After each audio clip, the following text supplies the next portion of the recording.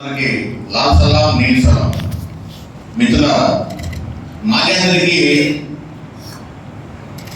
చాలా ధైర్యంతో కూడిన ఒక సవాల్ని సమాజం ముందుకు తీసుకురాడు. మాల్యాద్రితో ఇది ప్రారంభం కాదు. నాకు తెలిసి ఇది చాలాకులు, లోకాయుతులు, బౌద్ధులు, జైనులు, ఆ తర్వాత భక్తి ఉద్యమకారులు, ఆ తర్వాత పెరియారు, నారాయణ గురు, అట్లా అంబేద్కర్, ఇట్లా కాన్స్టిట్యూషన్ దాకా చాలా మంది దళిత బహుజనుల యొక్క వారసత్వాన్ని ఈ పుస్తక రూపంలో ఇప్పుడేం చేయాలి అనే పుస్తక రూపంలో వచ్చింది. దీనికి ముందున్న ఇండియాలో ఏం చేయాలనే పుస్తకంలో ఆ మొత్తం సాలాన్ని అక్కడ పెట్టారు. దాన్ని డెవలప్ చేస్తూ మాల్యాద్రి ఈ పుస్తకాన్ని తీసుకొచ్చాడు. ఇది ఒక రకంగా అంబేద్కరిస్టులకి, కమ్యూనిస్టు, విప్లవ కమ్యూనిస్టు, మార్క్సిస్టులకి అందరికీ ఒక సవాలు. మాల్యాద్రి ఒప్పుకోరు, ఇటు అంబేద్కరిస్టులు ఒప్పుకోరు, కమ్యూనిస్టులు ఒప్పుకోరు. ఎందుకంటే రెండు రంగాలని, అంటే రెండు భావజాలను కలిపిన కొత్త పుస్తకం, కొత్త భావజాలం అని అంటున్నారు. వాస్తవంగా కుల సంఘాలు ఏర్పాటు చేయాలంటే నాకు కూడా ఇప్పుడు కూడా మెరుగ్గానే ఉంది. ఈ కాన్సెప్ట్ చదువుతుంటే మాల్యాద్రి నాకు 2 సంవత్సరాలు చదువుతున్నాడు. కుల సంఘాలు ఏర్పాటు చేయాలంటే 30-35 సంవత్సరాలు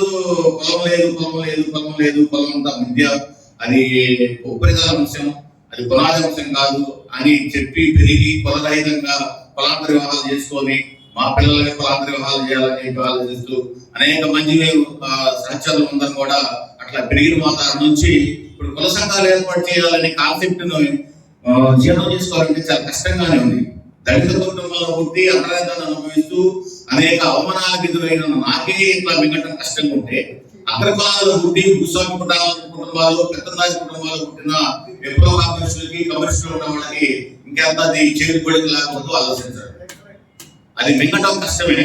కుల సంఘాలని నిర్మాణం, ఐడెంటిటీ, ఫెడరేషన్, కాన్ఫెడరేషన్ అనే నిర్మాణమే ఈ దేశం విప్లవోద్యమానికి, ఇలా ఈ దేశం మార్పుకి కొనాలి. ఆ నిర్మాణం చేయకుండా ఈ సాధ్యం కాదని పుస్తకం తేల్చి చెప్పింది.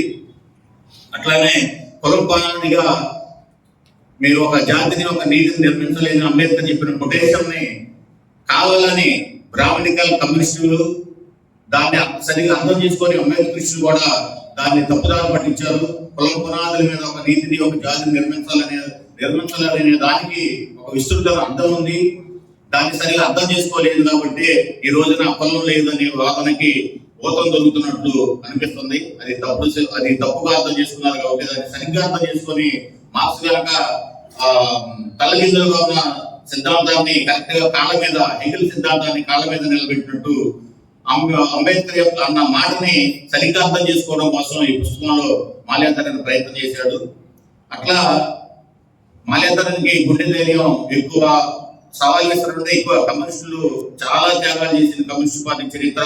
రక్త త్యాగాలు చేశారు, ప్రాణ త్యాగాలు చేశారు, అనేకమైన హింసలకు గురయ్యారు. అట్లాంటి వాళ్ళని ప్రశ్నించడం, మీరు సరిగ్గా చేయలేదు, ఇప్పుడు కూడా సిద్ధాంతాన్ని అన్వయించలేదు అని అనడం, భారతదేశానికి మార్క్సిజాన్ని ఇండియనైజ్ చేయాలన్నాడు. రష్యాలో లెనిన్ రష్యనైజ్ చేశాడు, చైనాలో మావో చైనానైజ్ చేశాడు. భారతదేశంలో మార్క్సిజాన్ని ఇండియనైజ్ చేయాలి, ఆ పని చేయలేదు ఇక్కడ దేశంలో కమ్యూనిస్టులు. ఆ చేయడం అంటే ఇక్కడ కులాన్ని ప్రాథమిక అంశంగా, ప్రధాన వైవిధ్యంగా, పునాది అంశంగా గుర్తించడమే. 100 సంవత్సరాలుగా దాన్ని పక్కన పెట్టిన దాని ఫలితంగా ఈ రోజున కమ్యూనిస్టు ఉద్యమాలన్నీ కూడా కుప్పకూలిపోయినట్టు, కకావికలమైనట్టు అనిపిస్తా ఉంది. కోట్లాది మంది తమ ఫాలోవర్లుగా, తమ అనుచరులుగా, తమ భావజాలానికి మరి కార్యకర్తలుగా చేసుకున్న అంబేద్కర్ ని పక్కన పెట్టడం అంటేనే మొదటిగా కమ్యూనిస్ట్ చేసిన తప్పు అనేది మరి ఈ పుస్తకంలో సాధారణ అంశంగా మనకు కనిపిస్తుంది.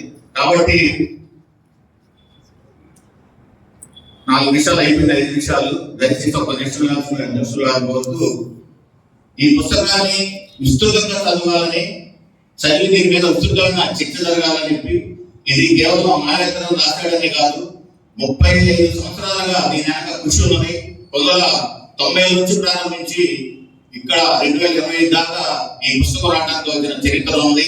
85 భారతీయుడు సంఘటనలు ఆంధ్ర రాష్ట్రంలో జరిగిన దళిత ఉద్యమాలు, దళిత భావజాలం, దళిత కవిత్వాలు, దళిత అస్తిత్వం జరిగిన అనేకమైన భావజాలపరమైన, ఆచరణపరమైన సిద్ధాంతపరమైన అట్లనే పోరాటపరమైన అనేక అంశాల యొక్క మేడ విప్పే ఈ యొక్క పుస్తకం. ఈ 40 సంవత్సరాల్లో భారతదేశాన్ని దుర్గుతున్న ఆంధ్ర రాష్ట్రం యొక్క ఈ దళితుల చరిత్రని, ఈ రక్త చరిత్రని మనం అర్థం చేసుకొని ఈ పుస్తకాలని, అంటే ఈ పుస్తకాలు అంటే అంబేద్కరిజం మార్క్సిజాన్ని రెండింటినీ కలగలిపితే ఇక్కడ భారతదేశంలో ఎప్పుడో ఉందనే నమ్మకాన్ని అవునా కాదని చేసడానికి కమ్యూనిస్ట్ శిబిరాల్లో కూడా చర్చ జరగాలని చెప్పి కోరుతూ నాకు అవకాశం ఇచ్చిన అధ్యక్షుడు వారికి ధన్యవాదాలు.